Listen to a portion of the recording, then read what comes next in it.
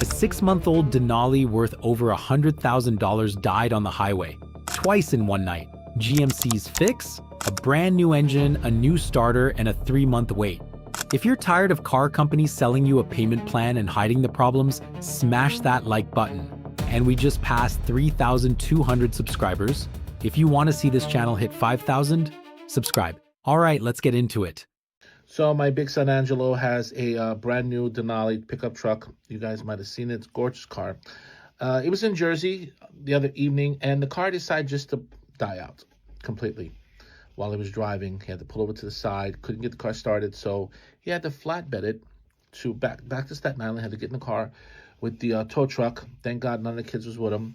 He's okay, thank God. So he took it in, and they said it was a fuse. They fixed the fuse. Okay, we'll accept that. It's a brand new car, 6 months old. That night they picked it up. He was driving down Highland Boulevard, a couple blocks from the house, and the car died out again. Can't get it started whatsoever.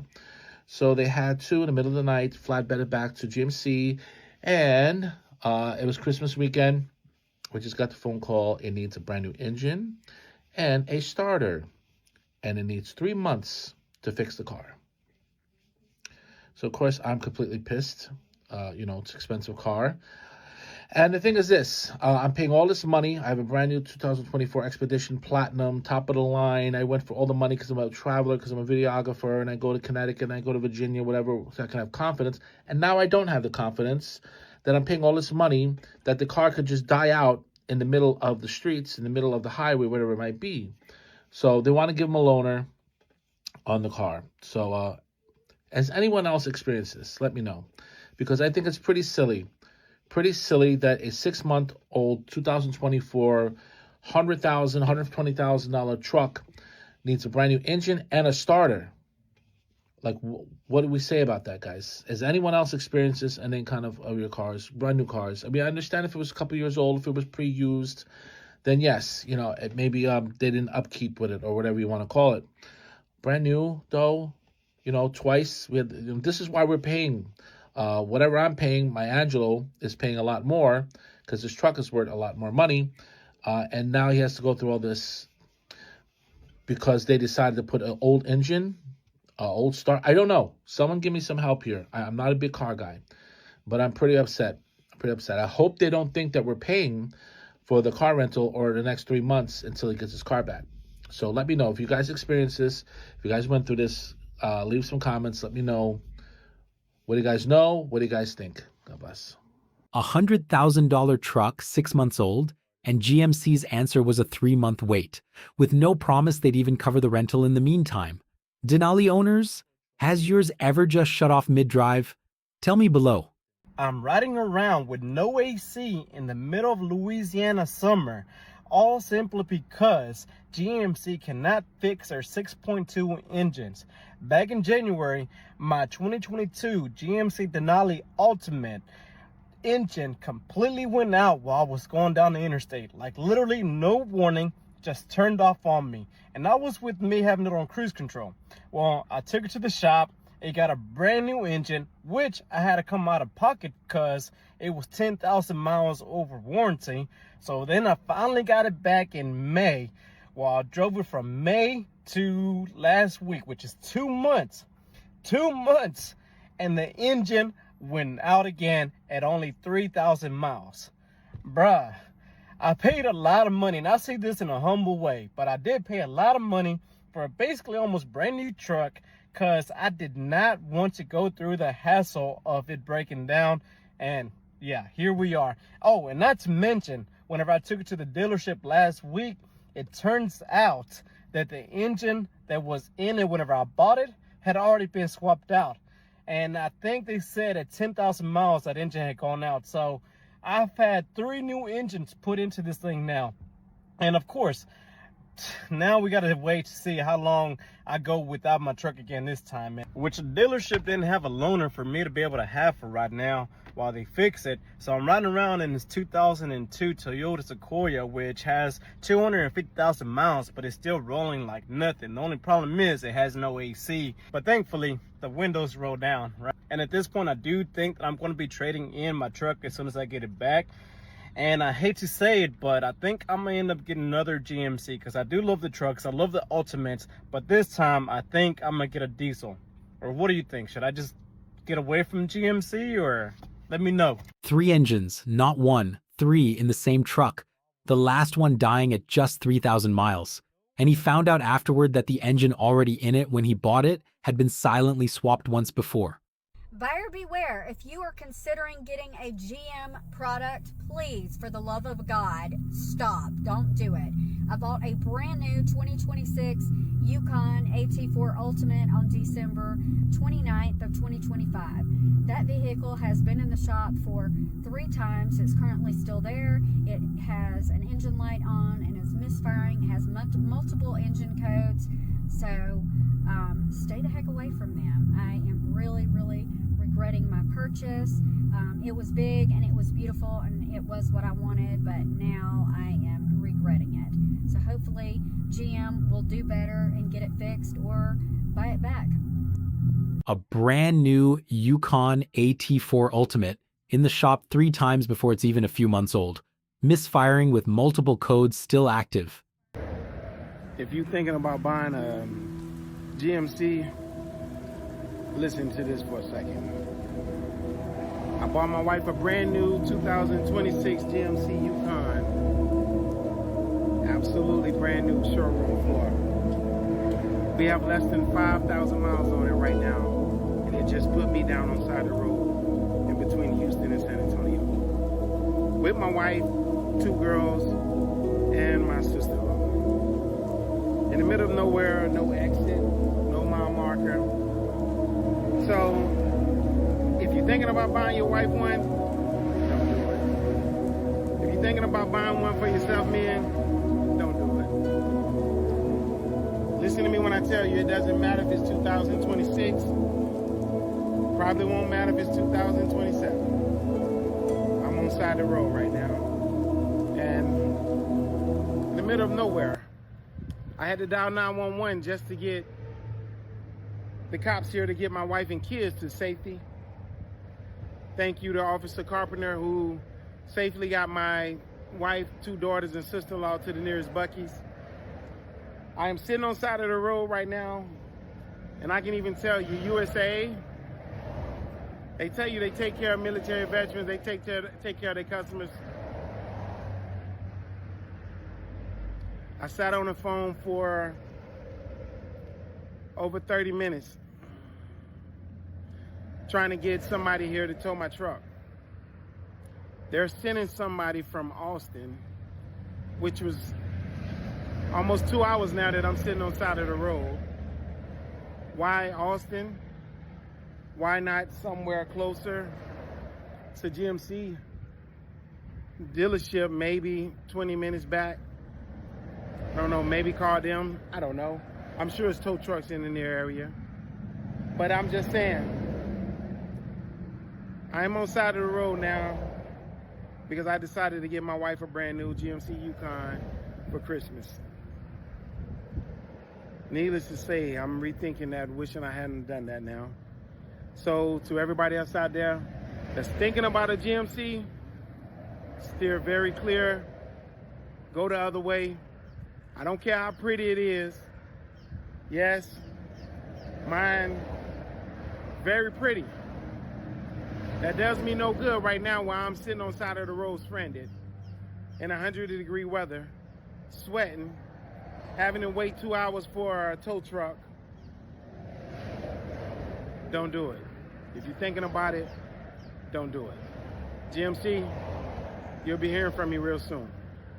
Under 5,000 miles, and he's stranded on the roadside in 100-degree heat with his wife and kids, waiting 2 hours for a tow truck that had to come from another city. She said, what happens when it's in V4 mode? She's talking about this AFM disabler. When it's in V4 mode, you have less power than V8 mode. Throttle response is better when it stays in V8 mode. If you're towing anything, you want to keep it in V8 mode so it's not constantly shifting back and forth. Because the cylinders are cutting in and out, cylinders can get cold, leads to oil consumption. I felt the V4 mode was most annoying on the highway, just keeps shifting up and down. I'll put a link down below, check it out. Here's part of why. The cylinder deactivation system that's supposed to save fuel keeps shifting in and out under normal driving. And it's the same system tied to the cold cylinder bores that lead to oil consumption problems. 2020 GMC 8. This one developed a tick. It was different than the normal lifter tick that we see out of these trucks in that it went away, or it wasn't there on startup, and it would come in after it warmed up. Usually lifter ticks on these are worse on cold start, and then they kind of go away a little bit until they get bad enough they don't go away. So the problem is this one would normally be under warranty, but it is a prior salvage truck, so there's no warranty. So we popped the valve cover, and here's what we found.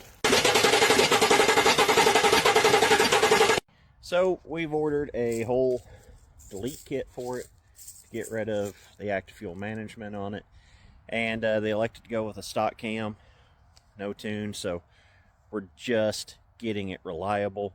We are starting to get a lot of questions about these trucks. This will be the first one we've done in-house. We're just waiting to do my truck. We've got all the parts. Customers' rides come first, and we're always behind. So we haven't done it, but we're probably going to do a BTR 220 cam in that one when we do that truck. And I think it's going to make some impressive numbers. But this one, stock cam, just get her running, get her reliable, and get her back in the customer's hands. A lifter tick so common on these trucks that a shop can diagnose it by how it behaves after warm-up. And their actual fix is to strip out GM's own fuel-saving system entirely just to make the engine trustworthy again. We have a 2020 GMC Sierra with a 6.2-liter engine and a 10-speed transmission. This vehicle came in for a buzzing or whining noise from engine or transmission. We tracked it down to the transmission. And here's what happened. This is the oil pump for the transmission. It is gear driven. It's got a gear on the pump, and there is a drive gear inside the transmission, and it is very, very loose. The bearings have gone, and if you can look, the gear has actually started to chew into the transmission housing over here.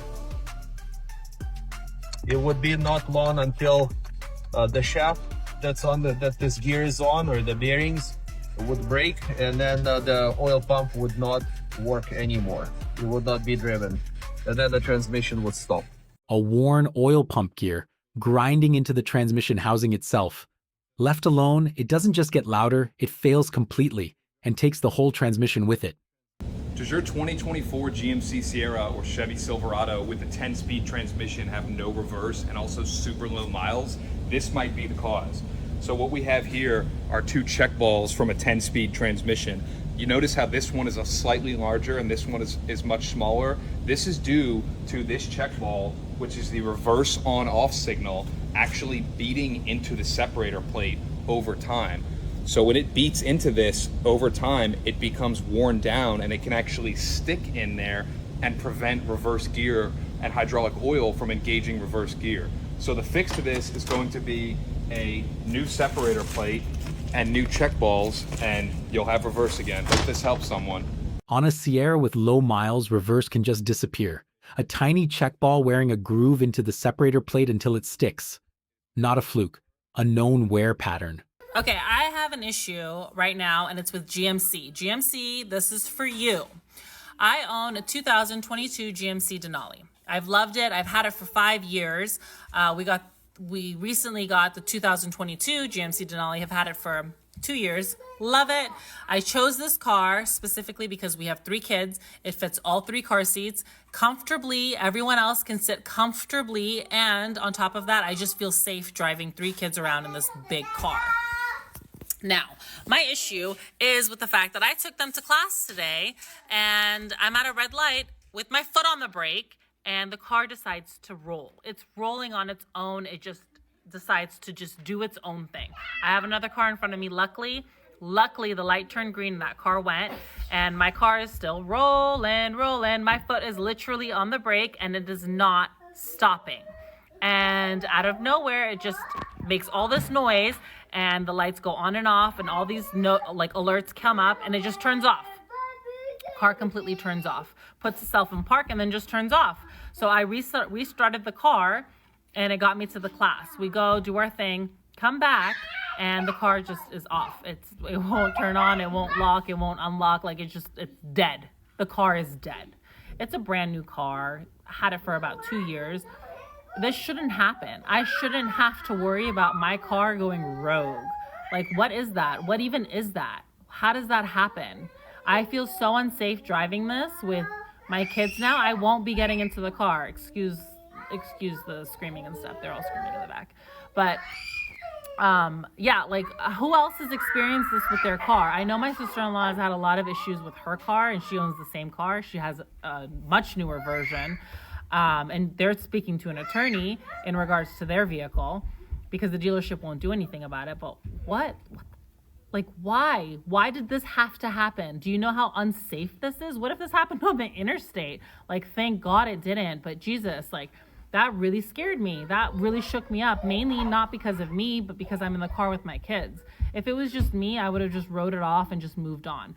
But I had my kids in the car, so now we got a big issue. I gotta go look for another car because this is not working for me. This is one too many times for me.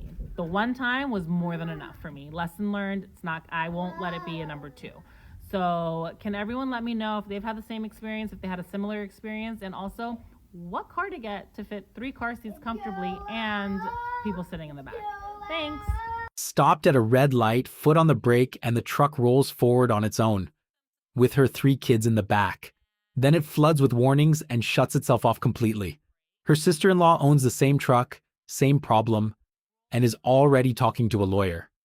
All right, we got a GMC with 49,000 miles. We got does not start at all. We just hear a click. Turn the ignition on. So it sounds like it's clicking the starter. So let's check fuses. All right, first of all, I don't know if this is supposed to be loose like this, but it has power. So all this has power right here. Power. Power. Oh no, no power. Oh no, no power.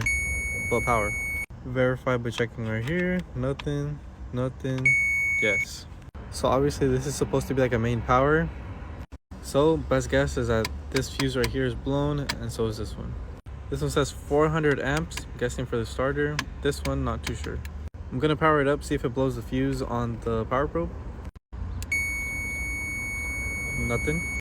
This side. Nothing. Quick visual look at the starter. Looks okay, I guess. So I got this jumper cable over here. I'm gonna put power directly onto these 2, like that. So I'm basically jumping it directly, bypassing these fuses. And we can see we got 12 volts now. Let's go try crank it. Time to crank. It's going super slow. Oh. Struggling. So these things got really hot. It was starting to smoke a little bit. So I probably blew these 2 because the starter is probably shorted out or something, causing this to blow, or these 2 to blow. It's gonna need a starter and then most likely this whole fuse thing, because I don't think you can buy these individually. So this whole block. 49,000 miles and it won't start at all. Just a click.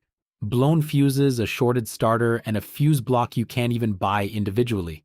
So I'm here at the gas station, and I'm gonna be putting gas in for the first time. Sorry, I should have said diesel. So mind you, I bought the truck with 7 miles on it. Right now I'm at 425, and I got 48 miles of range. So let's find out how much this thing's gonna cost. So we're gonna put some gas. Oh shit, wait, that's the wrong one. This is the one right here. Hold up, it needs money first. You know me, I'm all about the environment. I got that renewable diesel.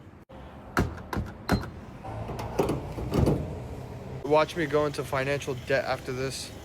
Why won't it stop? Please stop. Well, officially stopped at 153.02. Now I got 428 mile range. Quick question, what is DEF range? 7 miles on the odometer, first fill up, and he's already asking what DEF range even means, because nobody explained the extra fluid, extra cost, and extra complexity that comes with the diesel. All right, guys, tell me where I got a 2025 brand new truck, right? AT4, had it for like 7 months, almost done paying it, right? Tell me what, it barely has almost 8,000 miles. It has a check engine light, right? It's and it's telling me, you know, reduce acceleration, drive with care, right? I took it to the shop, and they said, really, I took it to the shop for an oil change, and now they're telling me that this is popping out. Clean an exhaust filter, must continue driving. So they told me that I just keep driving the truck, and I guess that will go away by itself.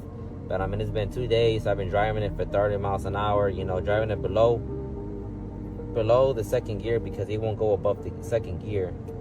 So I don't know if it's a limp mode. I don't know. I'm not sure what is going on. But if anyone knows what it is, let me know in the comments. I'm gonna take it to the dealership tomorrow because it's already been 2 days, and obviously it's a $90,000 truck. Literally an AT4 diesel truck. AT4 diesel truck, and I'm having like problems with it, like brand new. Besides that, man, let me know if y'all got the same problems in the comments, and I'll keep you updated if they fix it or not. A $90,000 AT4 diesel, 8,000 miles in, stuck below second gear with a filter warning, telling him to just keep driving and hope it clears itself. Why is this truck so cheap? There's something not telling us about the motor and transmission. Let's see if it's the engine. Yeah. Antifreeze is low. It looks good, but I can hear that sound. That's the engine makes that noise. That's a bearing noise in it. That's a tick, tick, tick, tick, tick, tick. You need to buy $3,500 engine and $1,500 mechanic. You need to spend $5,000 on this. That's why I'm out. I don't want this truck. And here's where a lot of these end up. A too cheap used GMC on a lot. And one listen tells him why. A bearing already ticking. A $5,000 repair before it's even his. He just walks away. GMC owners, how many engines has yours been through? Drop it below and subscribe because I'm not done with this family yet.